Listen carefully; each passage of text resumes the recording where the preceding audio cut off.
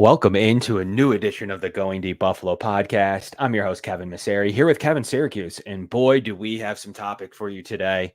We're going to talk about Josh Allen's expectations. What does a good season need to look like? So we're going to get into that and more later. And as always, we're going to rank, our top 10 quarterbacks, just like we did head coaches last week. So we're going to see, is Kevin and I going to be on the same page? Or are we going to have completely different lists, same lists, similar lists again? We'll kind of see how that goes. It's always a heated debate to see where Josh Allen ends up on these lists, but I have a sneaking suspicion I'll know where he'll wind up. But Kevin, how you doing today? And first and foremost, this show is sponsored to you by Summit, one of some of the best autism care in Western New York. Tonight's show is also brought to you by Dave Dengler and the Larson-Timko Funeral Home in Fredonia. Larson-Timko Funeral Home offering 100% fully guaranteed price and pre-arranged funeral plans with live streaming available. You can give them a call at 716-679-9000 or visit their website at larsontimkofuneralhome.com. Amazing. Kevin, how you doing today? Pretty good. I see the Yankees are getting shellacked right now, huh? Yeah. I mean, they're going to make their push. Hopefully, it's not been a good 2 weeks for them after being the best team in the league. So we'll see how that ends up.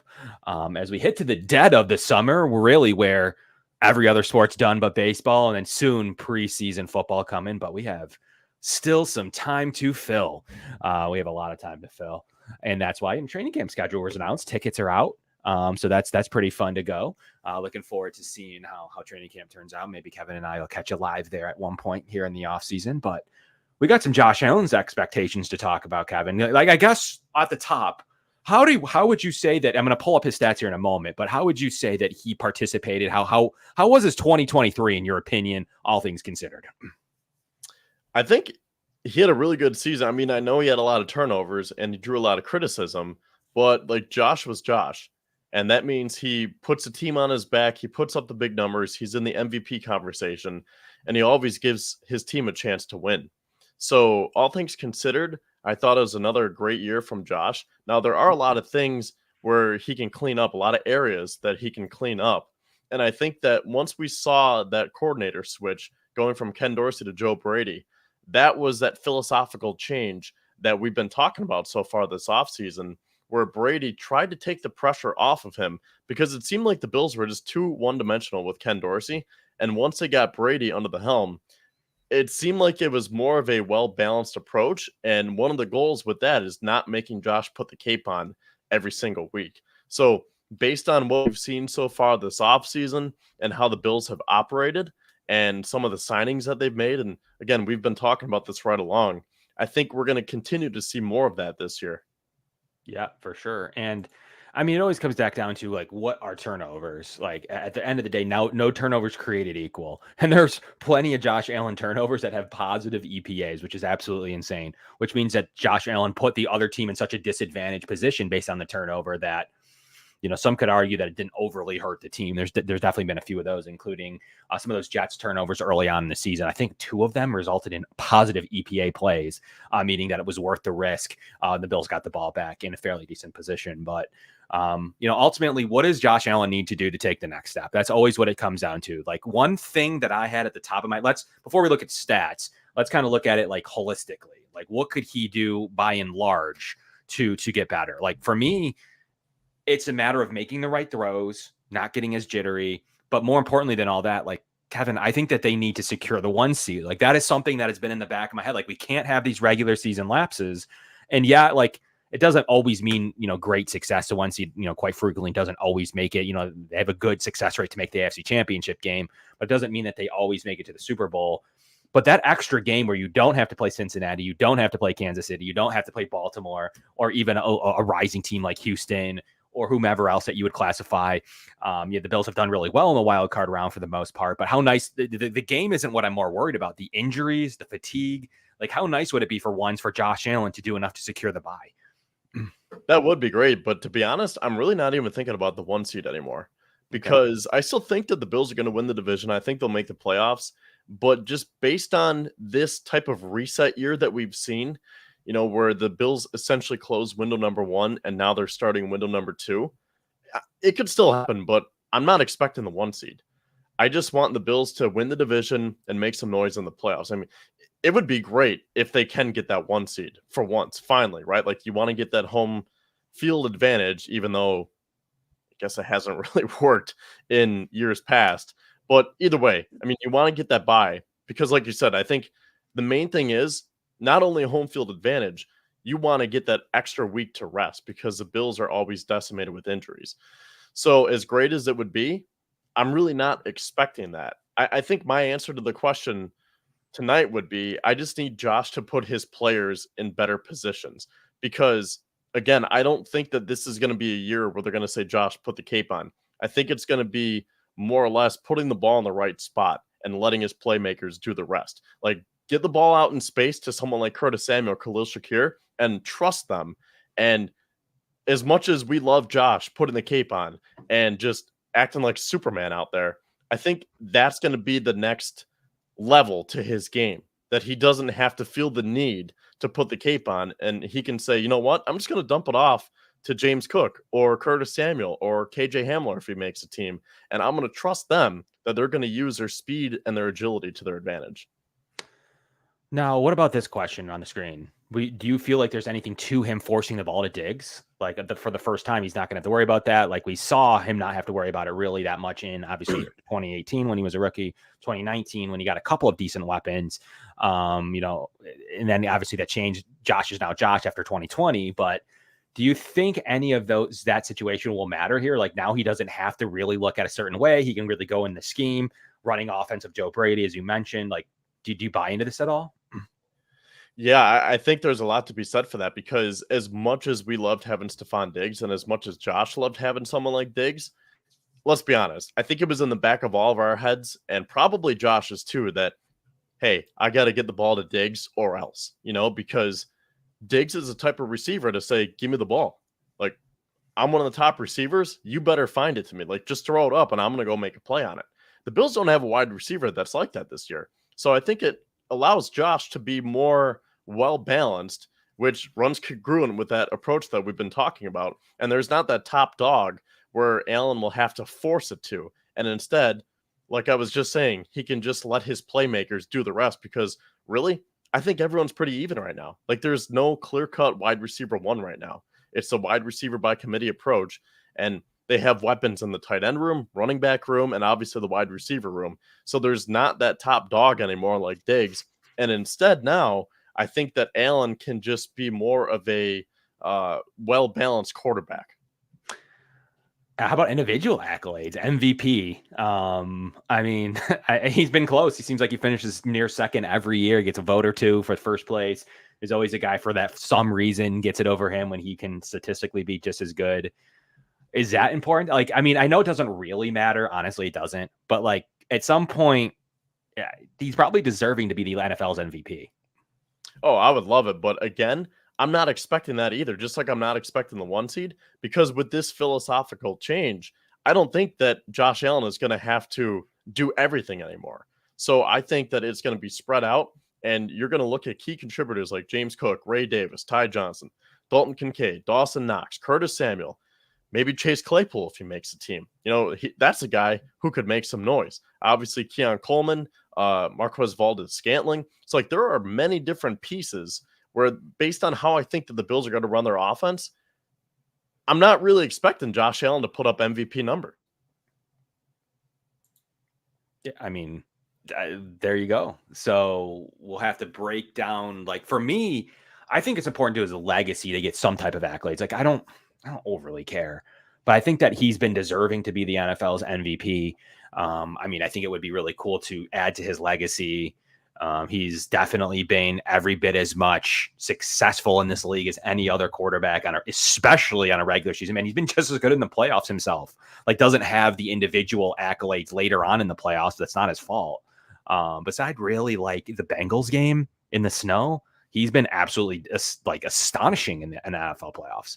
So like wasn't great in that game, led to the Big Diggs drama that's now, led to the fallout of this year.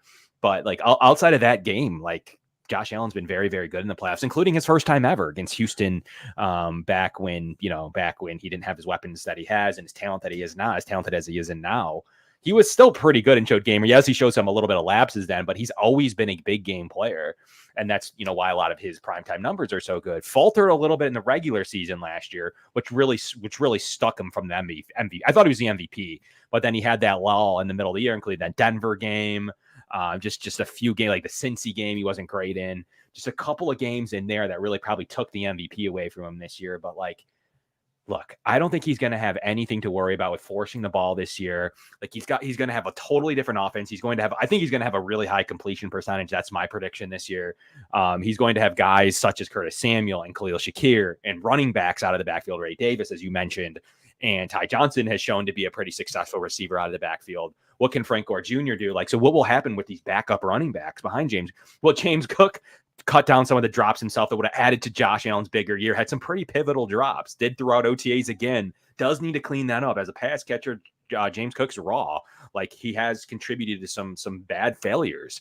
Some of the biggest moments that I can think of, not all of them cost them, but in big games, he's putting the ball on the ground, whether it's fumbles or whether it's drops.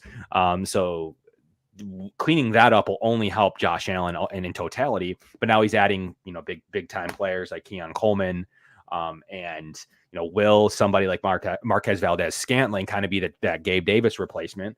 The Bills are in pretty good shape, in my personal opinion. So if you look at his receiving core now, he's not going to have any real, and then he's going to have, he's going to have that development of the tight ends. He's going to have a full healthy Dawson Knox.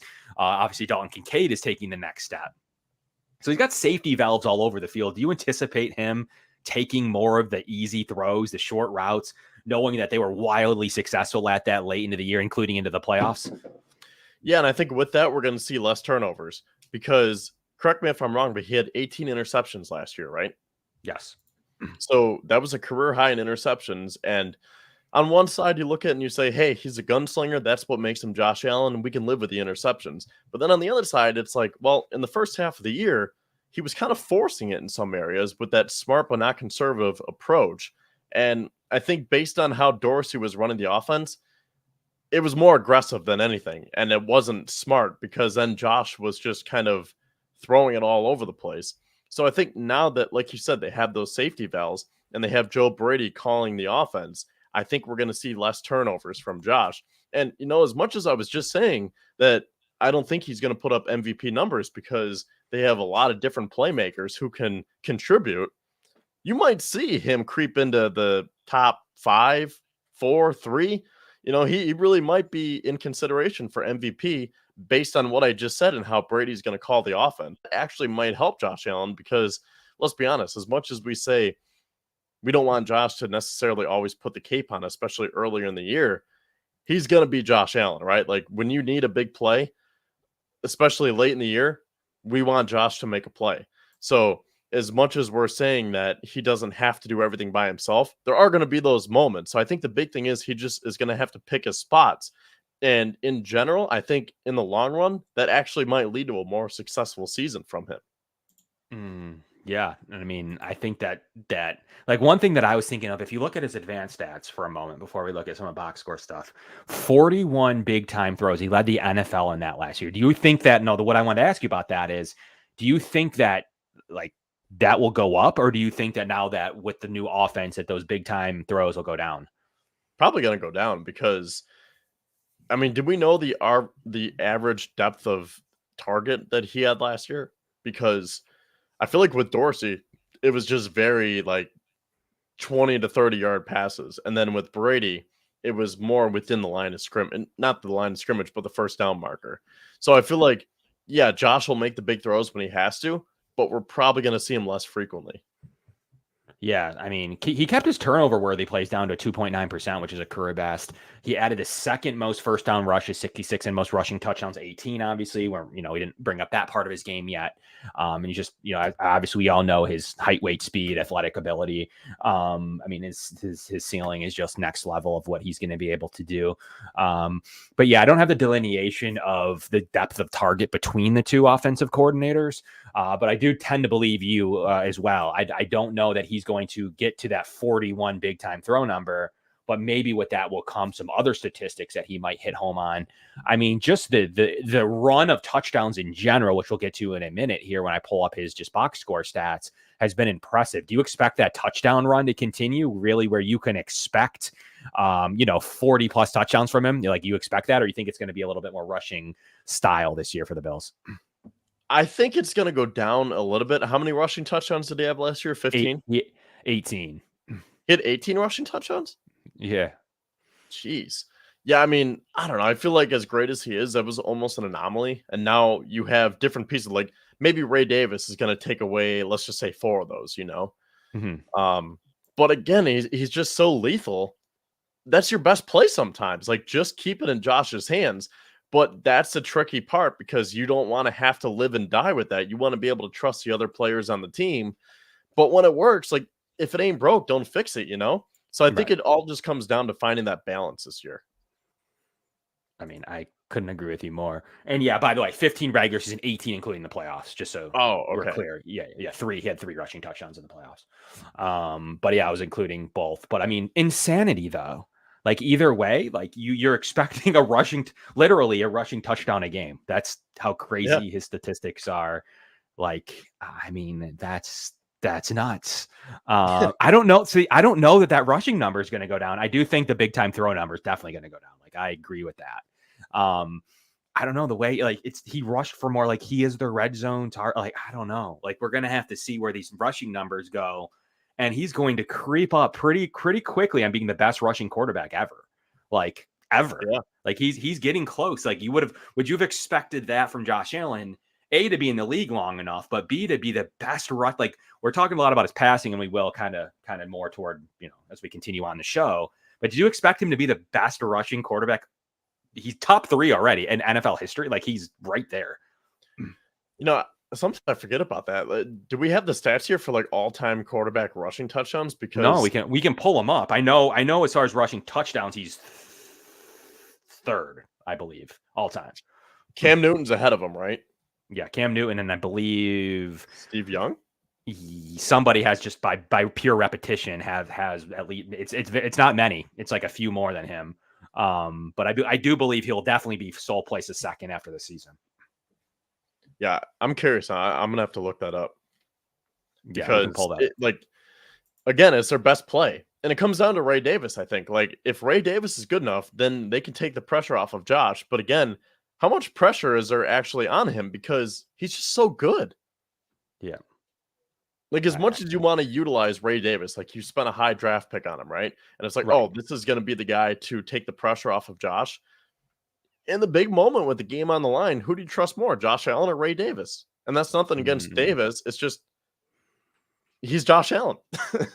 Right. Especially as a rookie until he can prove he can actually do it. Like, I don't know how he could take pressure off it. I mean, Josh just loves doing it. I think I'm never worried about that style from Josh Allen. Like, I just ultimately think that he's I mean, look at him in the playoffs. Rushing yards, he's first. Total yards, he's second. Total touchdowns, he's second. Like, it's just insanity. Like, it's just what he likes to do. So, like, I guess it's tough to say, like, do I want to take some of that pressure off him? I want him to be the guy that has the pressure. So until I see otherwise, where it's really hampering them somehow, I guess you could argue that lag in the middle of the season again. Like he does seem to have that little lag every year, right before they go on that run. But what fueled that run was that great Eagles game that he played. It wasn't his fault. His defense couldn't stop Hurts at all. So, I mean, it's you got to kind of look at it like he starts to play his best football. And like, I guess it's nice to take some pressure off him, like where he doesn't need to make those big time throws.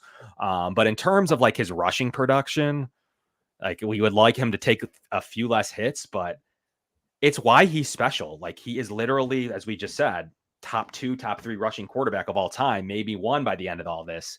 Like, why would you take away the best rushing quarterback? You wouldn't take, that away from any other quarterback, Steve Young, Michael Vick, Cam Newton, whoever it may be. Like, we wouldn't take that away for that's what makes him super special. Yeah, and Cam Newton is first all time with 75 rushing touchdowns. Josh is second with 53, and Steve Young is third with 43. And then Jalen Hurts is fourth with 41. And then So for what it's worth, Jack Kemp is 5th with 40. So, I he's mean, 2 seasons away from taking the number 1 spot. yeah, I was going to say, if let's just say he puts up, 12 and 12 right now, he's 22 behind Cam. Yeah. So, So he needs 11 right, and like 11 to tie him. Yeah. yeah, and he could do that by age 30, which is Yeah. insane. Yeah.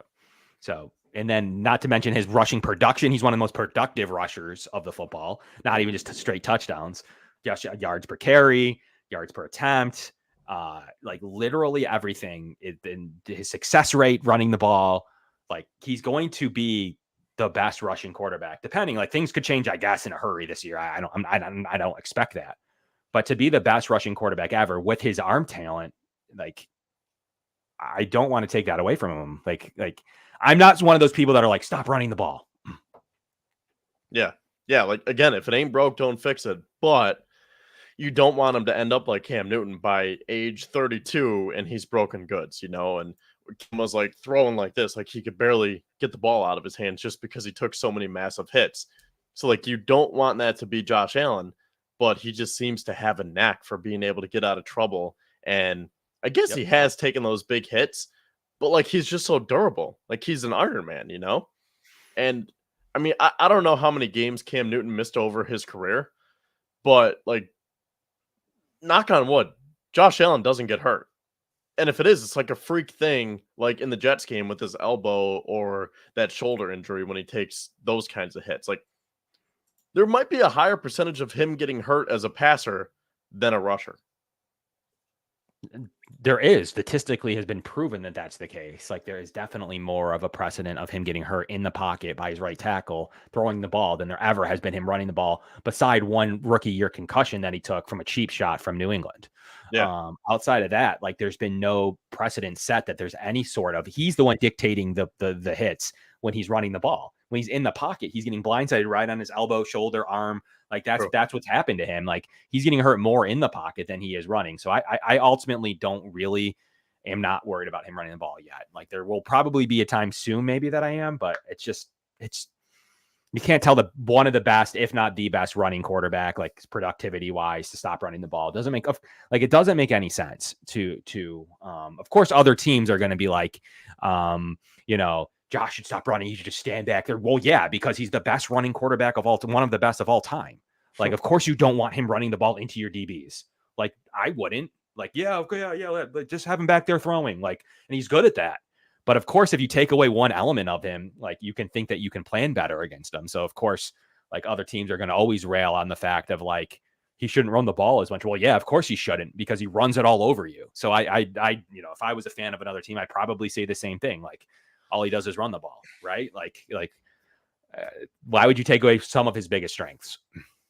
What do you think about what he said at OTAs when he was talking about getting those arm angles back to where they were? And he's been working this offseason to kind of change the trajectory of how he throws the ball and just working on those mechanics. Because, speaking of that shoulder injury, I think it was against the Giants that caused him to kind of change how he threw the ball, because again, he's just such an Iron Man. He never lets us know that he's hurt, but he was dealing with some shoulder pain, and that caused him to change the motion that he was throwing with. So he said a couple of weeks ago that he's been working on that this offseason, just getting back to the basics. And I don't know if he worked with Jordan Palmer. He said it was the original group, so I would assume that's Jordan Palmer. But he said he's been working on just what led him to such great numbers back in 20 and 21. So it's probably good just to refine that, because it could develop some bad habits. Like when you're dealing with those shoulder pains, you like he literally admitted, like he had to change how he was throwing the ball. So it's good to see that he's going back to the basics and going back to the drawing board. I think that could go a long way this year. Yeah, and I mean, if you look at his yards attempt, I mean, they were high this year, like definitely higher than they were last 2021 under Dave's. But, not 2020 when he had his big year. I mean, he's definitely had a bigger yards per attempt. So, like, I think the 7.4 is probably about where I expect that to look like here this season underneath Joe Brady. So, like, let's take a look at some of his statistics now, just raw box score stats. Like, I mean, you saw a tick up in some categories. Like, it wasn't all beside touchdowns, and that's mainly because he had a bunch of rushing this year. Like, you saw an uptick in a bunch of stuff. Like, he didn't throw the ball as much, in my opinion, in certain areas of the field. So if you look here at his raw data, like, sure, he threw the ball about, I mean, I don't know what that is, 12 more times for the season. One of these games against the Vikings in 2022, like, he played with half an arm. If you remember that game? Yeah. And again, like, you just never know that he's hurt because he plays through everything. Right. And you have just similar seasons across the board, 4,500, 4,400, 4,200, 4,300. Like, he's literally averaging 4,300 yards a season. So, like, I mean, I think that's fair to say, like, that's the expectation. Like, touchdowns has varied a little bit and only went down this year because, you see that raw rushing number. Because if you look at it from a totality standpoint, let's take a look at some rushing data here. Let's see what he's done rushing and receiving. You have the 15. So he's got 8 more touchdowns rushing the ball and 9 more than the year prior. So realistically, like, total touchdowns is up. Like, so ultimately, like, I'm seeing, like, yes, so the interception percentage went up just a little bit, but his turnover plays per attempt is fine. It's about what you're expecting. He throws the ball 600 times. Like, at some point, his style and his strength, you're going to run into some issues. It's just insane that he's, like, perennially around 5,000 total yards every year and, like, 40 to 50 touchdowns. Like, man, we are lucky to have this guy. I'll just say that. Yeah, then you see the three over there. He's got a bunch of MVP votes. I mean, it's going to come to fruition. All right, looking at, we kind of see his season in a whole. We're going to get to the top 10 quarterbacks here in a moment. But tell me, what is your total expectations? Is this about it? Are you expecting anything differently than what we see here? Like, I guess let's compare it to 2023 for now. Are you expecting his yards to go up, his touchdown passes to go up, his completion percentage to go up? Like, what's your final opinion of 2024? I kind of forgot that he didn't have over 30 passing touchdowns last year, but again, he had 15 rushing touchdowns, so that kind of balances it out. I feel like his passing numbers are going to go down a little bit. Like, I think he's still good for 4,000 yards, but maybe instead of 4,400, 4,500, it'd be more like 4,100, like 4,000 to 41, like somewhere in that range, because if you're losing Stephon Diggs, I think it's going to be pretty hard pressed to match those numbers. Like, say what you want about Diggs, but he was phenomenal with Josh Allen, and that's a huge loss. I think the Bills will be okay, but I don't know. I mean, we don't have to go too deep into this and try to make everyone's projections here, but, like, who's going to be the leading receiver this year for the Bills? I think it's Kincaid. And are you talking about yards or catches? We'll do yards. Like, for the sake of this, let's just say Kincaid has over 1,000. I feel like he's going to be the only, maybe Shakir, but, like, Curtis Samuel's not 1,000-yard receiver. MVS isn't. Like, I feel like they're going to have a bunch of guys in the 500 to 1,000-yard range. Yeah. And there's not going to be, like, that Stephon Diggs who can just rack up 1,400 yards. So let's just say, like, the average receiving yards is like 750 from the Bills wide receivers this year. What does that put Josh at? Like 3,800, 3,900? Can he eclipse 4,000 again? Yeah, I think he'll eclipse 4,000. I think it'll definitely be through a plethora of options, but I do think that he'll probably end up, like, if I look at, like, kind of the raw numbers, I'm thinking like a season similar to 2022. That's like what jumps out to me: 42, 83, 35 passing touchdowns, 14 interceptions. Like, that's kind of what sticks out to me as far as where I believe that he'll end up. And the expectation for me is, like, let's see if we can get that completion, those numbers with that completion percentage up a little bit, like maybe around the 67, 68%, 69% number. That's my expectation. I think the Bills running game is going to be successful. That's about what I'm expecting from Josh Allen. And I mean, I just think he's going to continue to be around 12 wins. Yeah, me too. So if I were to put like a rough projection on this, I would say Josh is going to throw for 4,000, run for 500, and probably have somewhere around 40 total touchdowns again, like 30 passing, 10 rushing, roughly. Would you agree with that?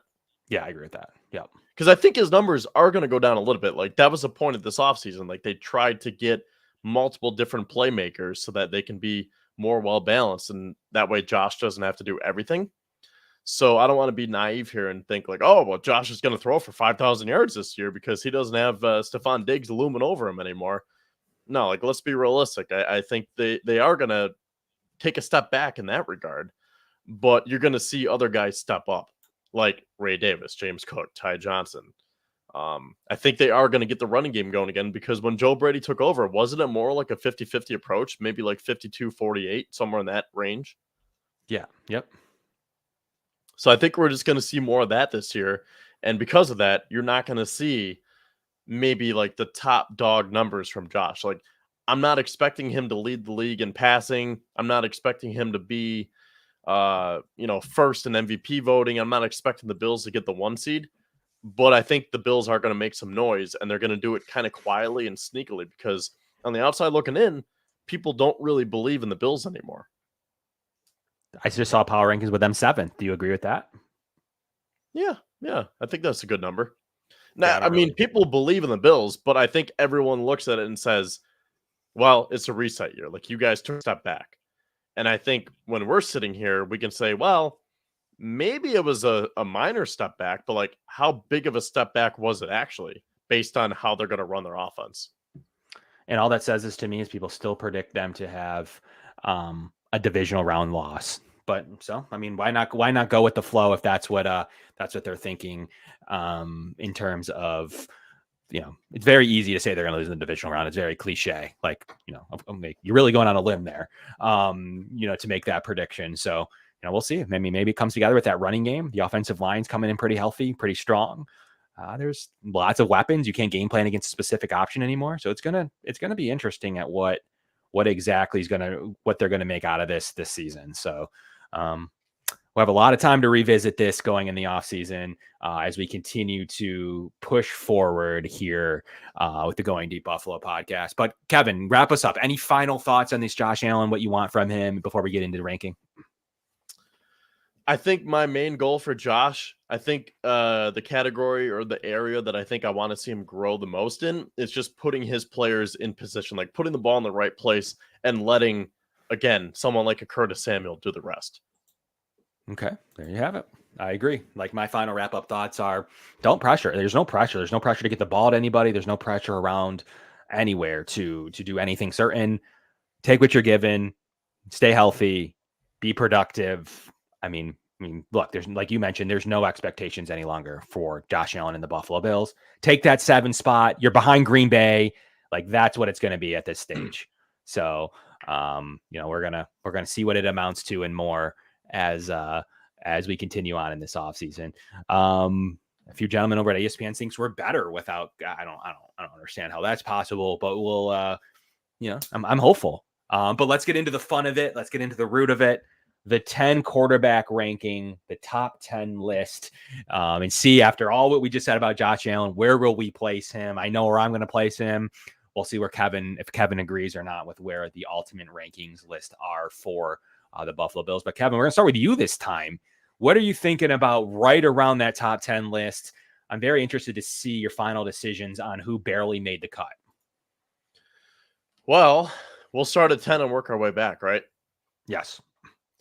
So, I mean, this gets interesting because there are a lot of guys who could probably be in this range.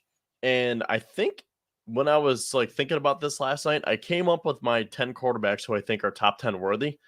But now it's up for me and you, and if the fans want to engage with it as well. Now we have to put them in the order, because I think there's a cluster from like 8 to maybe even 14 where you could make a case and say this is a top 10 quarterback. Okay. I guess we'll start with your final, let's give me your guy who just made the cut. Like, who is your 10th overall quarterback right now based on your ranking? I think it's Aaron Rodgers. Okay. I think based on what he's done over his career, I think you still have to keep him in the top 10. Yeah, I know he's weird and he's coming off an injury, and who knows, maybe he's going to go on the campaign trail with RFK and he's not even going to be the quarterback for the Jets. But when he's healthy, he's really good. And just because he might be a little bit weird or eccentric, I don't think we should drop him that much. So assuming that he shows up and he's healthy and he's willing to put the work in, I think he's still a top 10 quarterback. A guy that I have right on the board with him is Jordan Love. Does the incumbent quarterback take over his top 10 spot? For me, Jordan Love is on the outside looking in. Which way you could go two ways with here. You're right. Until he proves that he's done, like that would be this year. Until he's done. Can we put Jordan Love or Trevor Lawrence is another name I had ahead of Aaron Rodgers? Oh, I'm not there with Jordan Love yet because he Okay. really turned it on in the back half of last season. And like, I think his ceiling is higher than Rodgers right now, just given their age. Okay. But like, I need to see a little bit more from Jordan Love because it was only maybe like 8 to 10 games that he really looked good. Yeah. So like, I can't put him in the top 10 just yet. Okay. Fair enough. What do you think about Jared Goff? Because I have Jared Goff and Kirk Cousins right on the outside looking in, just like Jordan Love. Like, is Goff a top 10 quarterback? He's paid like it. No, I agree. I think him and Kirk Cousins are right on him and Kyler, Kirk Cousins, Tua, Yep. Brock Purdy, Trevor Lawrence, Jordan Love. Those are my guys right on the outside. I was going to say, like, you didn't say that in a specific order, right? No, I wasn't ranked. Okay. So, yeah, just not going based on the rankings. I think that you would have Jared Goff, Kirk Cousins, Jordan Love, Tua, who'd you say, Kyler Murray, and Trevor Lawrence. Again, in no specific particular order. I think those are probably the top half, right? Like the top 16 out of 32. But I think they're right on the outside looking in of the top 10. Okay. I agree with you. I had Aaron Rodgers jotted down as 10th because I wanted to make this list, but barely. Like, he is one half a season away, quarter season away from being below most of those guys we just named. True. So right now, until he proves otherwise, I'm going to give it to him. I don't honestly feel that great because I like a couple of those names we just railed off, but I'm going to slot him in at the 10 spot. So let's continue on down the road to see where we get to Josh Allen. What are you feeling about who did you have right ahead of Aaron Rodgers? Well, I think in this 6 to 9 range here, it could kind of be reversible. I think there could be some movement. I have Dak here. Dak Prescott at number 9. Okay. Yeah, that's decent. I had Dak 2 up. So that's interesting to hear. So at the 9 spot, I actually had Matt Stafford. Wait, Dak was in your top 10? Yeah, he was the next spot. I have him at 8. Oh, okay. I have Matt Stafford at 9. Do you think Dak? So do you have Matt Stafford ahead of Dak? I'm guessing, or I had Stafford at 8. Okay, so we haven't flipped. Okay, yeah. So I mean, I could see it both ways because Dak probably has a higher ceiling. Like, he does put up a lot of great regular season numbers, but like the thing that's holding him back is that he can't win in January, and Stafford has won before. So I think that is why Stafford is a tick above Dak. But again, I could see it change. I'm fine. I'm fine with it. I mean, it's ultimately, like, Stafford has continued to play pretty well. I think that Dak's stats will continue to grow, and I think he has a chance to be better. I just have him better today, but yeah, I mean, absolutely. We put Aaron Rodgers in the top 10 based on his pedigree. I mean, I could see a world where you could have Matt Stafford. I mean, he's big time throws were high, 32 big time throws, 2.1% turnover worthy plays by Matt Stafford. His arm strength is still there. So I could go either way with it. So, I mean, we'll go Dak 9, Matt Stafford 8. I'm fine with that. Now, before we cement these guys in, my next 2 were CJ Stroud and Jalen Hurts. Yes. Do you think those guys are 6 and 7, or could you make a case that Stafford is better? Because I know Hurts had a down year, but considering what he's done, the numbers that he's put up, he led his team to the Super Bowl, and like CJ Stroud too, like, it was only his first year, but like, he had a really good first year. So I could see it where it's like, hey, Stroud, you have to prove yourself a little bit. So 7 could be a little high for him, but that's how I was thinking about it. Where at number 6, I had Jalen Hurts, Stroud at 7. But would you want to put Stafford or even Dak ahead of Stroud? I mean, I personally, I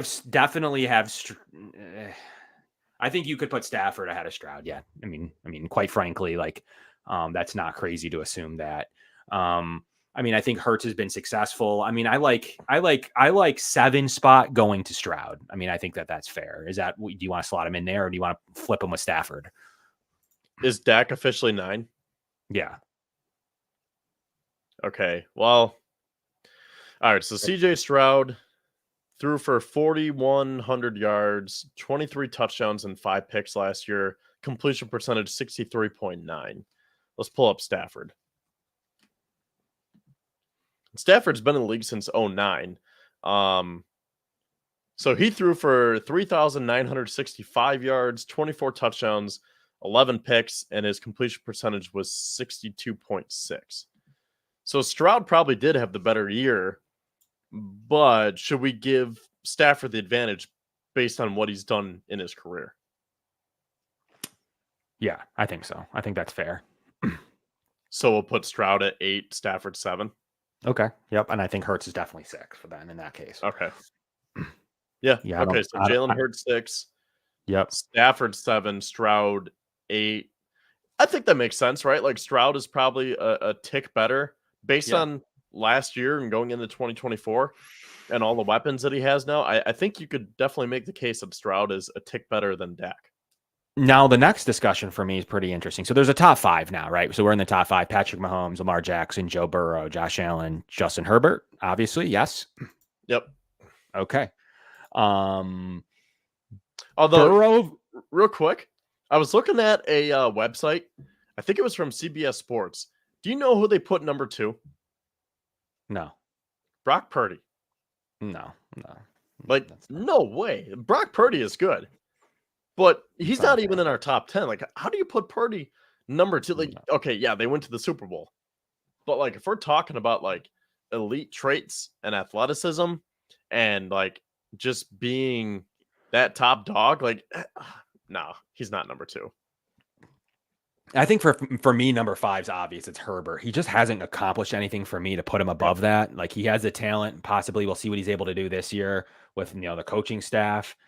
He has a big time throw rate, average depth of target more than 8 yards. He's one of the most talented guys, but I do have to see him like do something in the playoffs. Like, I just ultimately need to see him accomplish a little bit more and not blow big leads in the only time he's been there. Yeah. I think Justin Herbert is definitely top 5 talent, but like, you got to do something with that. Like, you got to get to the playoffs. You got to win. You can't collapse. So I think with Harbaugh and the way they kind of transform their roster, like, yeah, I think that Herbert can still be a top 5 quarterback, but I can't put him any higher. Like, okay, I'll just say number 4, I have Lamar, because like Lamar is more accomplished than Herbert, Yeah, I have Lamar number 4 as well. Like, I mean, if we're going to utilize last year a little bit, I could have Lamar above Joe Burrow. Like that, you can make that argument for Lamar being above Joe Burrow. Like, Joe Burrow always seems to get hurt. You got to factor that in. The same reason we just talked about Allen for 45 minutes. But at some point, that does your best ability is your availability. And Burrow's just, for his fault or not, like, the hand injury, you obviously had the ACL. Like, there's been issues there with him in his career with injuries.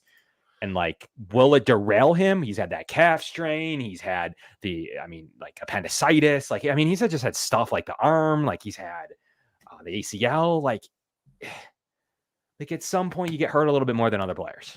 I don't know if there's anything to that, but for me in this argument, I'm going to have to put Burrow 4, Lamar 3, but that's the way I feel. Josh 2, Patrick Mahomes 1. Like, we can do the math here. But that's my rankings list, just because I rank availability super high, and I would do this at any position.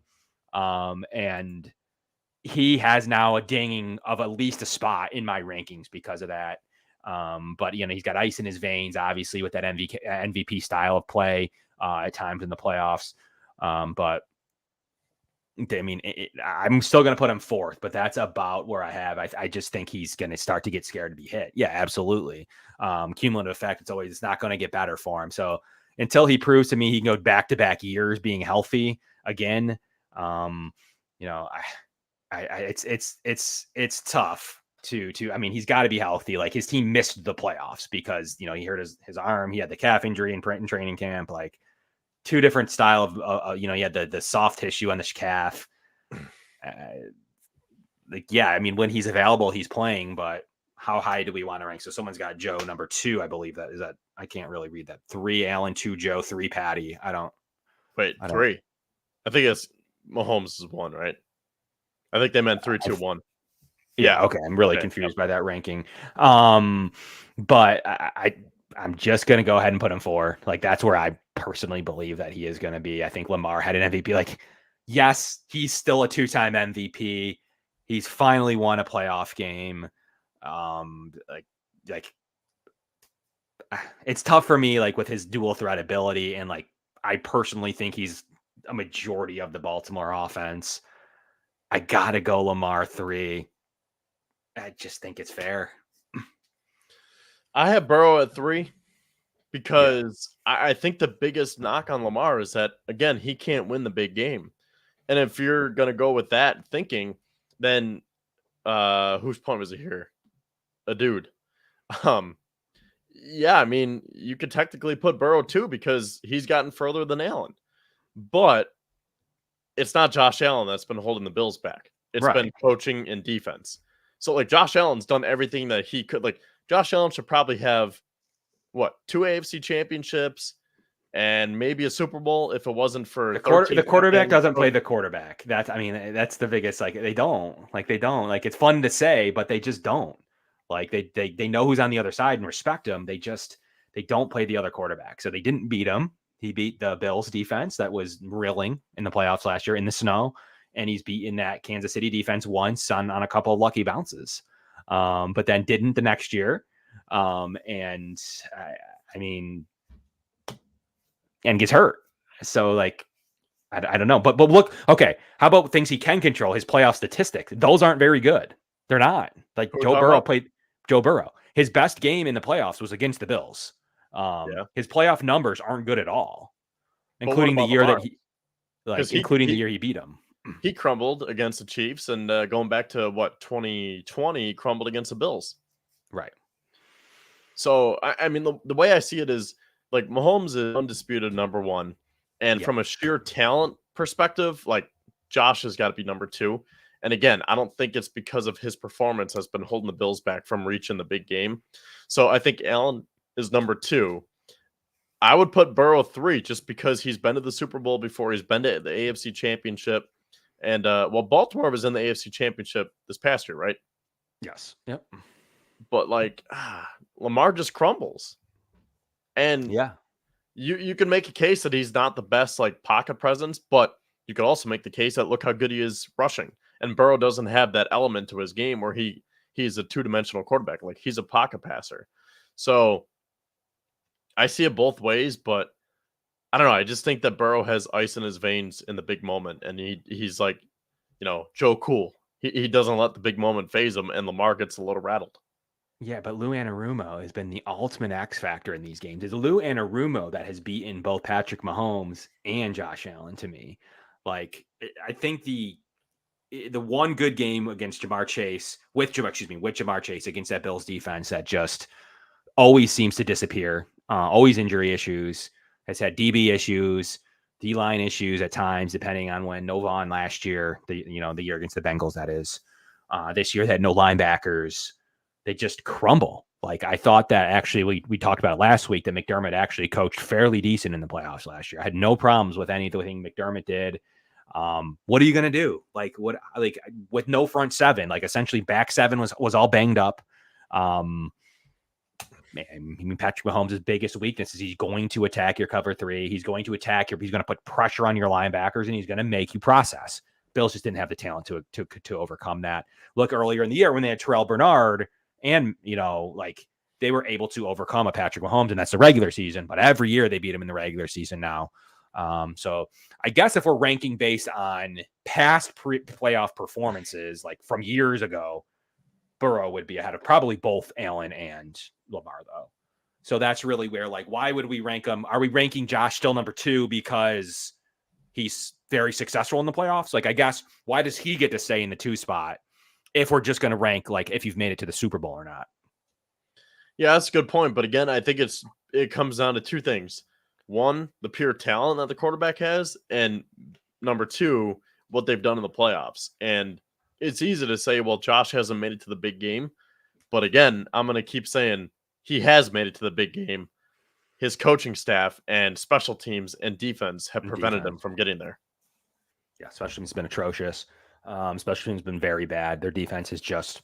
I just saw it. Was it today or yesterday? The total statistics of the Bills' regression in the playoffs. It's insane. I was reading through the advanced statistics, and I wish I could pull it up again. I don't have it live here because it's not really that relevant to the conversation. We're going to talk about that later on. The regression of the Bills' defense and the EPA and a couple of the other statistics. But Josh Allen's playoff stats, I mean, to me, you can make any argument you want against Allen. Like, didn't play great against the Bengals, against Lou Anarumo in the snow game of the great Stephon Diggs debate of 2022, 2023 playoffs. It just didn't work for him that day. But every other game in his playoff career, he's been very, very good. Like very, very like epic levels of good with Patrick Mahomes. He just has to play Patrick Mahomes now every year. The Bills need to avoid the Chiefs. They need to avoid them for once. Yeah. And if they battle them, it definitely always needs to be in the AFC Championship game. It's got to stop being in the divisional round.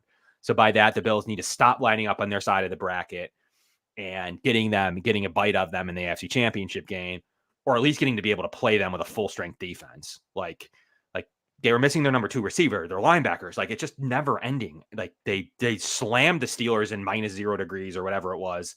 But just lost so many pieces out of that game that like Dodson wasn't even healthy. Like it was just a mess. So Josh Allen himself, though, number 2 quarterback. I'm not debating that. I'm fine with putting Burrow number 3. His playoff success is fine. Back-to-back MVPs versus someone who's been healthy, or someone that's healthy versus somebody that always gets hurt every other year. About teams miss the playoffs, issues galore. Like he always seems to have weapons. That's the other one. Do we know what he would be without 2 top receivers? Like that's another interesting debate. Like talk about the reverse of Josh Allen this year. Still gets Higgins, still gets Chase. Like, I mean, usually has a super strong running game. Zach Moss. Now he has Zach Moss, so we'll see if that's as good as Joe Mixon. So he takes a little bit of hit with Trent Irwin and Jermaine Burton, their rookie, over Boyd. They have Gesicki now, who went and was pretty unsuccessful last year in New England. In Zach Moss instead of, no tight end. They usually have someone decent there, but we'll see if Gesicki can come through. The offensive line, they've put a lot of money into. So it's very interesting to see. Like he always has 2 top receiver, like literally the best number 1 and the best number 2 in the league. I think I already asked this, but do we know the playoff stats for Burrow and Lamar? I mean, I can pull them up. Yeah, because now I'm curious. I want to see those numbers. So while you do that, I'm going to ask the comment section here. So You had Lamar 3, Burrow 4, right? Yes. And I have a Burrow 3, Lamar 4. So should we leave it to the comment section? Like, what is everyone else? Yeah. Like? What the heck? You guys help us break the tie. Is Burrow better than Lamar? So last year we had Lamar 3 touchdowns, passing, 1 interception. Here, let me pull up. Yeah, so Joe Burrow, 4 touchdowns, 2 interceptions in his 3 playoff games. So he only had basically 1 touchdown a game in 2020. So he wasn't overly good. He played well against the Bills in that snow game. Didn't really do much in the other two games. They almost didn't beat the Ravens. Do you remember that? Their backup quarterback. It took him going over the top when they didn't call that play. And Troy Hendrickson returning the touchdown. Was it Hubbard? Right. Like they literally almost lost. He was that bad in that game. In that was in 22, right? Yeah, it was. Yeah, the last time that Burrow was healthy. Okay. So then it was the Ravens game, Bills game, Chiefs where they lost. He wasn't good in that Chiefs game either. So we're remembering like Burrow's best performance against in the playoffs. We have 2 people saying that it's Burrow. Joey says he's made it to a Super Bowl and he has the stats to back it up. And then Wayne says Burrow is better. Okay. And Lance says Burrow is better than Lamar, but availability is important too. Burrow is a better passer and a better executor of offense. Yeah, I agree with that because from a like pure arm standpoint, Burrow has a better arm, but Lamar has better legs. But like if we're talking about quarterbacks, and like Lance said, he can execute the offense. Like I think Burrow just gets a tick above Lamar for me. He had a special year last year in Lamar. Came across that Chiefs defense that was really good. That should show you how good Josh Allen has played against that defense. For 3 quarters, Josh Allen was ridiculous against that Chiefs defense. The last quarter just didn't click. Like a couple of misses, a couple of things that just didn't happen for them. Like that Diggs miss, the Shakir miss. He missed Sherfield. Just things that happened in that fourth quarter, and then obviously the fake punt miss. That was actually negated by the fumble out. It was a Kadarius Toney fumble out of the end zone by Jordan Poyer. The fourth quarter on the offensive side, of course, the defense starts playing good for once. They play good in the fourth quarter, which is rare for that defense. But the offense just didn't get it done. Although you could say they got into field goal position to tie the game. Yes, Mahomes would have won the game most likely. We don't know that for sure, especially after the Bills were able to stop them in back-to-back drives. We can't say for 100% confident the Bills for sure lose that game. 95% sure. But ultimately, I guess the offense did enough. They converted that first down. There's so many options there. The Bills scoring a touchdown, what would that have changed? The Bills would have gone up there, gone up 4. Just would have been an interesting set of conundrum. Under 2 minutes, Patrick Mahomes down 4. The Bills didn't have linebackers. So, okay, Kevin, we'll go with Burrow 4, or excuse me, Lamar 4. Okay. Burrow 3, Josh 2, Patrick Mahomes 1. We don't need to spend. I'm not going to spend any time on Patrick Mahomes. He is number 1, multiple Super Bowls. There's just nothing to talk about with them. He's trying to get a 3-peat here. I guess Burrow's knocked him off. Lou Anarumo has knocked off, not Joe Burrow. Especially in the times that they've played, it was not Burrow out-dueling him at all. The only thing he's out-dueled was Josh Allen in the snow with a bad game plan with an injured roster. He did out-duel him. Outside of that, his defense has come up big in special teams. Was it McPherson who made 8 straight game go-ahead winning field goals at the end of the year into the playoffs in 2022? It was something ridiculous. It was some ridiculous number that he kept making field goals to win games. I think I remember that. Yeah, it was some ridiculous, and they were +8 on special teams and defensive turnovers. It was something crazy that they hit their mean. Their progression happened at the perfect time, and they still weren't able to win. But that's where I have it, everybody, as we head into the preseason. What do you got for us, Kevin? Do you agree with that rankings? How you feeling? I think so, yeah. I pulled up the box score here from January 28th between the Chiefs and the Ravens. So Lamar was 20 of 37 for 272 yards, 1 touchdown, 1 pick, 8 carries for 54 yards. And something else that Zay Flowers dropped, though, right? Didn't the Zay Flowers fumble it out of the end zone in that game? That stole a touchdown, literal clear touchdown that should have scored, but he fumbled it at the 1. Yeah, but I just remember, what was the score? Okay, so it was 17-7 at halftime. Mm-hmm. I just remember that, because the Zay Flowers fumble, yeah, and I just remember that, we kept waiting for Lamar to do something. It's all right, dude, take over. You're the MVP, and he just never did. That was his moment, and he just sat on his hands essentially. Mm-hmm. Yeah, Mahomes wasn't great that day. He wasn't. I think didn't the Ravens stop him 7 straight times, 6, 7, something like that. 6 straight drives, 7 straight. Well, he was 30 of 39 for 241 yards and a touchdown. So, I mean, for what it's worth, he threw for less yards than Lamar. Yeah, that's okay, I guess, right? Yeah.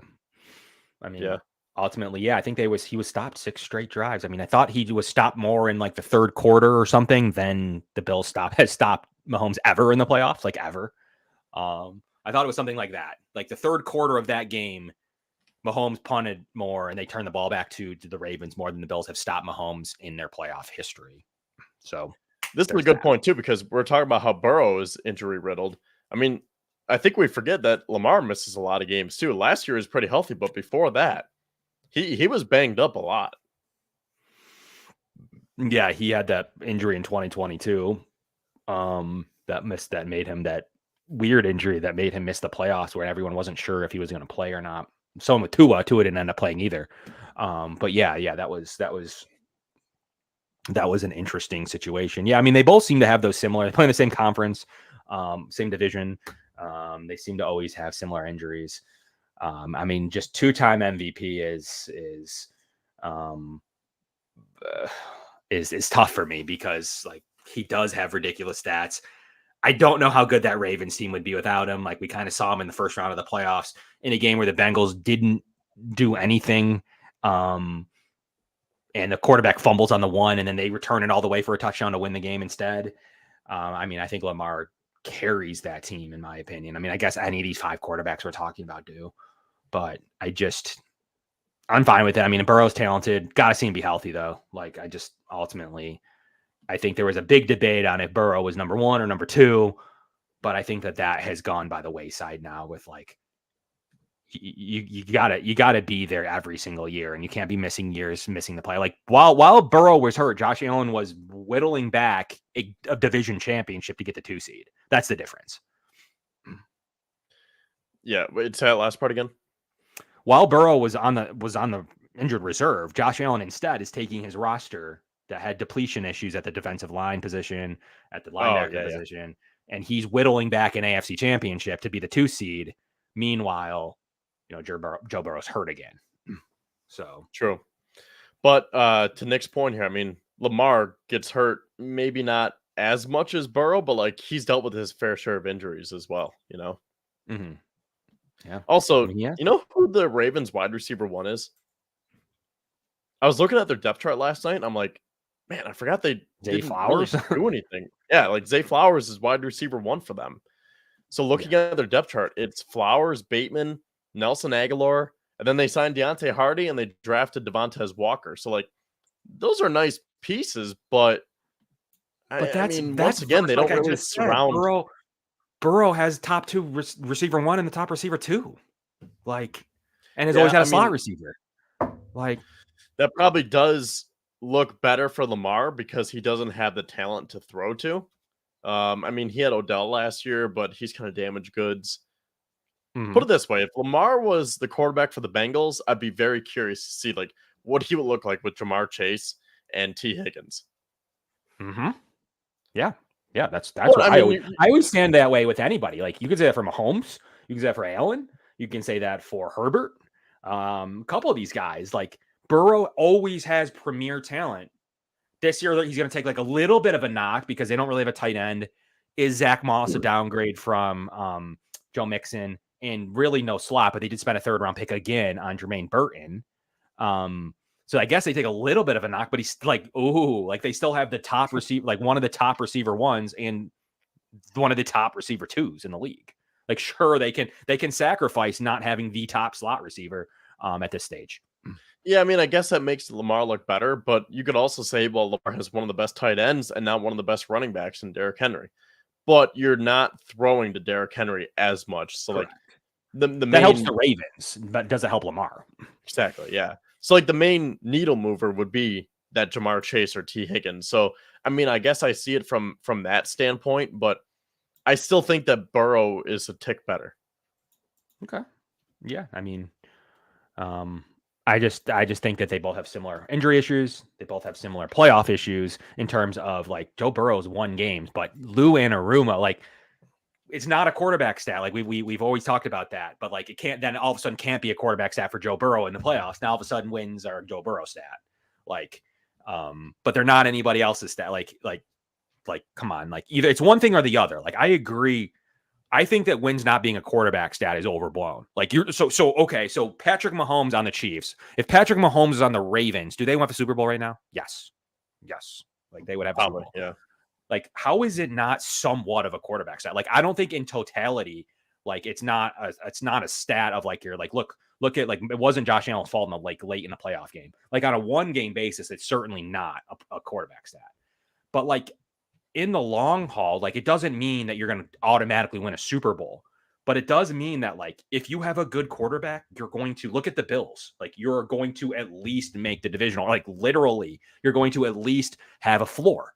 And in the Bills' case, it's the divisional round. In the Chiefs' case, it's like the freaking AFC Championship game or higher. Like that's where their floor is. But with these good quarterbacks, whether it's Burrow and even kind of Lamar now, when he's healthy, you just don't go lower than the divisional round. So that's nice to know you're in the top 8 every year. But then, yes, other factors are be the thing that get you to the top 4, the top 2, and the top 1.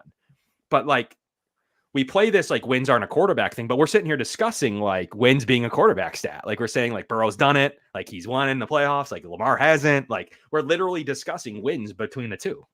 I see it both ways. Like I don't think they're just purely a quarterback stat, but at the same time, I think the quarterback has the biggest thing to do with his team's win-loss record. Right. Like it's not the kicker, it's not the punter, maybe a wide receiver. So like, yeah, it takes a whole team of 53 players. But who's going to be at the forefront of that? Like, who's the headmaster, the quarterback? Yeah, if the Bills get a defensive effort like the Bengals defense had the past postseason, we probably have 2 Super Bowls right now. Like, I mean, yeah, like, sure. I agree with that.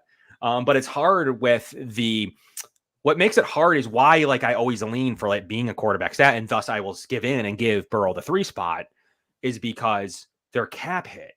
Like, it is a quarterback stat to me because like they get paid according to what their production is. The team wins games according to what their production is. Their cap is compensated for what their production is. And thus your defense has less talent on it. Your offensive line has less talent on it. In the Bengals case, offensive line, they have the receivers that are, they're clearly going to franchise Higgins somehow and can, he signed his franchise tender. Somehow they don't have any problems there yet. But next year they're going to, like, things are going to be hard for the Bengals after next season. Like that is it. Like Burrow's going to get paid. Like he's already paid. He's going to get that contract escalated. Higgins isn't going to sign another franchise. Like they're done. Like, so they're going to have to redo this. And they're, they don't traditionally spend a lot of cash, but those quarterback factor being so good factors into their contracts and factor into a lot of issues. So like at some point, the rest of your roster is in trouble because your quarterback makes $50 million. Like Mahomes makes $60 million against the cap. Like, it's just your rest of your roster is just not as good. So I just tend to believe that like you're going to have some lapses when you have one injury because now all of a sudden you don't have linebackers because your quarterback makes $60 million. Or in the Bills case, are they going lean at receiver, Kevin? We'll have to see this preseason if it's an upgrade or a downgrade as we talk about our shows in late July. You got to sacrifice. You have to. They make too much money. Like they have to sacrifice somewhere. And the Chiefs and the Bills have always, the Bills now and the Chiefs of tradition just don't pay receivers. Didn't I hear something that they're trying to make the salary cap separate for quarterbacks? Like they're trying to keep I thought that was just like a proposal. Like, I don't think that's actually, yeah. I don't think that they're at least talking about it, right? Sure. Like, I don't like I don't think they can because what about teams with no quarterback? That would take away the whole rookie quarterback benefit. It would help the Bills, but it would hurt like 90% of like the Bills and the Bills. These 4 teams we're talking about here would benefit from it, but like no one else would. Like I guess the Dolphins because they're like they don't know what to do. But like the other 20 teams get a huge negative because like the whole idea of drafting a quarterback is the huge benefit for 5 years that you get. What do you do with that quarterback cap? If it's 40 million, let's say, like you couldn't because in like the top end, like Mahomes and Allen would be like, my cap isn't the same as some rookie. Like, so how would you even have it would never exist because the lower end teams are going to complain and the higher end teams quarterbacks are going to complain. So there's no, like, it could never work. Yeah. I mean, I see it both ways, but I think I like it the way it is because that's what makes it interesting. Like, can you build the proper team while paying your quarterback $50 million? Is that the point that you were trying to make? Yeah. Right. Yeah.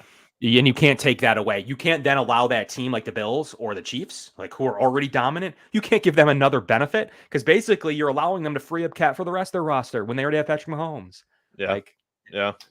No way. Like no one would ever allow that to happen because they're already too dominant. And the Bills would take a huge jump too. So in fairness, I would take it. But the second that Allen is not Allen anymore, like your chance to get better after your quarterback, it just disappears. It's gone. Like you you don't have that benefit anymore of that rookie quarterback pay. Now you're up against the top CJ Stroud and the top quarterback, whoever it may be, JJ McCarthy, whoever it may be. Like, you're up against them now because you don't have the quarterback and you don't get any benefit out of the rookie anymore. Also, I don't think we mentioned this, so I just want to say before we kind of like close this up here, maybe you mentioned it, so I'm not sure, but Joe Burrow's record 29, 22, and 1. Lamar is 58 and 19. I mean, it matters. Like, part of why I have him 3 wasn't just because of, like, we were talking about like a microcosm of the AFC Championship games, but like at some point, 2 MVPs, a dominant regular season quarterback, was healthy the last year. We're ranking him this year. We're not ranking him last year. Like, that matters, and that matters in like a tiebreaker scenario. Like that's. And Josh Allen's super dominant in the regular season too. We're kind of ranking him second based on those same factors: his win-loss record, his ability in the regular season. The difference is Josh Allen has the playoff stats to back it up, and a letdown by his defense, and or special teams coordinator, and or defensive coordinator, and or head coach, depending on which way you want to go with that. You could blame some of them, all of them, whatever you want to take that. Just the offensive coordinator against the Bengals was definitely at fault. So it depends like where you want to go with the blame, but generally speaking, Josh Allen's playoff stats are good. They're dominant. They're just as good as Mahomes in every regards, minus, winning the Super Bowl, which is plenty of why Mahomes is on his own elite status. But in a lot of ways, statistically, regular season and postseason, Josh Allen is number 1 in a lot of things. We have a question here from Joey. So how many years do you think Josh Allen could actually play, and when should you start looking to bring in a rookie quarterback in before that? I mean, Josh turned, 28 a couple of weeks ago? Yeah. Actually, about a month ago already. So 7 years? Like, he can play till he's 35, right? Dominantly, yeah. But then you're going to hit the Rodgers thing. So 7 years at a high level, another 1 to 3 semi-successfully, and maybe a year of like Brett Favre where you're just kind of useful, but like on some team like the Ravens or something. I don't know, something random. But I think he's got like 7 more years in a Bills jersey. Probably. That's right. Sounds about right. Nah, Josh is retiring as a Bill. Okay. All right. Then you think he'll go somewhere else? They all do now. In the past, no. But now, every single person, every single one. Who hasn't? I guess Manning, Stafford, Tom Brady, Stafford, Roger, like every single one of them. I don't want to think about that. We're having a good show. Yeah, but I mean, 7 years in a sour note. Hopefully 9, 10 in a Bills jersey, 7 dominantly, 1 or 2 successful, 1 where he's just a game manager, something like that. Probably sounds about right. So we'll call it in the middle and call some like 8 more years. Where you have Josh Allen. But so that's why the theory against drafting a quarterback is like, okay, if he has 6, 7, 8, 9 more years, it's literally pointless to draft a quarterback. Like, there's no benefit. I'm drafting a quarterback though for the rookie minimum and to be a quarterback too and not have to worry about it. I'm not thinking about if Josh gets hurt as much. Yeah, I mean, I don't even want to think about that because Josh is 28. How many years on that contract does he have left? A million, like 6, 7. Okay, yeah. So let's not talk about that because Josh Allen is in his prime, and I don't want to think about the decline of his career. Training camp schedule is released. A lot of morning practice again, which is tough for people that work. 9:30, like it's just like absolutely have to take a whole day off. It's weekdays. McDermott does that on purpose. 0 night practices except the one in Buffalo, the red and blue scrimmage, red and white, whatever colors they use. That scrimmage and the 1:11 a.m. Sunday practice for everybody on my birthday, which is kind of cool. I was trying to go to that. So August 4th, which is Sunday. My birthday's on Friday. Yeah. Awesome. Like 2 days Friday. Yours is? Yeah. Oh, well, cool. Happy early birthday. June 28th. Nice. Today's Derek Jeter's birthday. Yes. Did see that. 50. 50 years old. Is he 50? Yeah. Yeah. He's 50 already? Yeah, it was his 50th birthday. I just saw that on Twitter. Wow. Time flies, man. Sure does. Josh Rosen. I mean, Josh Rosen is now out of the league. Like, wow, how wrong some box score stats and scouters were, Kevin. I think a lot of grumblings across Bills Nation on 2018, April of 2018, when that name was Josh Allen instead of Josh Rosen. We had a lot of grumblings across Bills Nation. I was not one of them. I said, I want the physically gifted quarterback. I remember getting in arguments on Twitter in 2018 when it wasn't what it was today about why anyone would ever want Josh Allen. I turned into his pro day, watched a lot of his film, and was like, I think he can be good. So that's one of my scouting hits. But I certainly see how many see how many misses that we'll have. Like, we got a lot of tape on record this year, some of our draft predictions, but I'll Kevin, admit, you're a Rosen guy. Josh Rosen. I feel it. Yeah, I feel it. I wanted Josh Rosen, but I will say in 2018, I quickly saw how dominant and how much upside Josh Allen had. And when everyone was down on him saying oh, he's never going to fix his accuracy issues, he'll never be that good of a quarterback.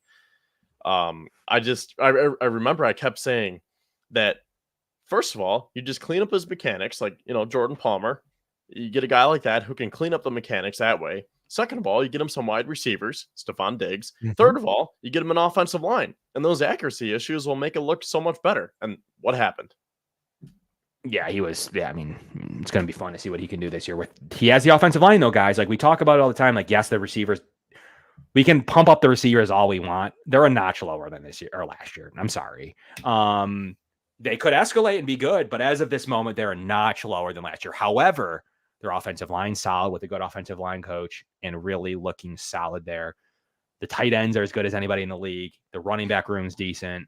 So he does have a lot of support on his roster, minus Diggs. So we're going to see how that all plays out as we kind of go through it. Last topic I had written down here. We are taking next week off. It is the 4th, so everybody enjoy their holiday next week. And we'll be back at you full strength. Going to do a 53-man roster projection. Maybe we'll bring on a guest in 2 weeks from today. We'll break down Kevin's roster per 4 preseason roster, and then obviously we'll probably do a roster show late in preseason as well. So about a month later, we'll get into some roster shows. But we're going to do a preseason early 53-man roster as we get right before training camp and who to look out for with our favorite projections and sleepers and who might make the roster. We kind of got into it a little bit last week or a couple weeks ago. But we'll definitely break down some of our favorite players as training camp approaches very quickly, as it'll come on in late July. It'll come on us quickly. Like and subscribe. That's very important to all of us here at Going Deep Buffalo, as well as the Built in Buffalo network. That means a lot to us. And from a network standpoint, that we can continue to make great content. You're going to not want to miss our 53-man show. Kevin and I will run a little friendly competition. I'll have 53. He'll come with a 53. We'll see who's closest. You guys can say who you think's right, who's wrong. We'll have some fun with it and to kind of rank them. Come roster cuts around September 1st. But for me personally, I think this Bills roster is good. And the last topic I had for you: are they going to spend this $11.2 million now that the rookie class is signed? I just do not think that they're going to go into that with this season. They cut Trey White with the post-June 1st designation for a reason. They wouldn't have done that if they wanted to just save the cap next year. They didn't even have to mess around with cutting him post-June 1 and then hold that cap for so long either. I think they make a move on they monitor these situations across the league and they make a move August 1st. Where do you stand on that? I said it before. I guess I'll say it again. I'm still on the cornerback train. Okay. Boundary corner 3 or 4. Have there been any signings? Actually, Cam Sutton went back to Pittsburgh, right? Mm-hmm. Yep. When was that? Because I was talking to someone last night and he was like, he was a Steelers fan. He was like, yeah, we got Cam Sutton back. I was like, wait, wasn't he in some legal troubles? But I guess he's back in Pittsburgh, huh? I guess so. Yeah. And I mean, I haven't really fully studied Cam Sutton and his trajectory. I know he's young. So I haven't really kind of studied his, but he did. Yeah. I think it was that was 3 or 4 weeks ago now, but yeah, he did sign back with them on June 5th. Oh, I guess I just missed that. Yeah, so we'll see. I mean, maybe it'll give us some topic conversations and our roster projections, and we can really kind of see where the holes are with our final 53-man roster. I know I talked about it with Lance when you were gone. We talked about kind of how our roster would break down, and now we're going to get into it and kind of put it on paper where we think it's going to stand. We'll tweet out our top 10 list. We tweeted out our coaches list, got a lot of interaction. So Definitely comment on how you think we did. I think this one's going to be a little bit less controversial all around with our rankings list here. I think there's pretty straight up. Like, I guess there could be some arguments for Love. A couple people in there for a couple of those players. Purdy maybe, but I don't know. I think our top 10 will turn out pretty good. We'll also be back at you in 2 weeks. Kevin, any final thoughts?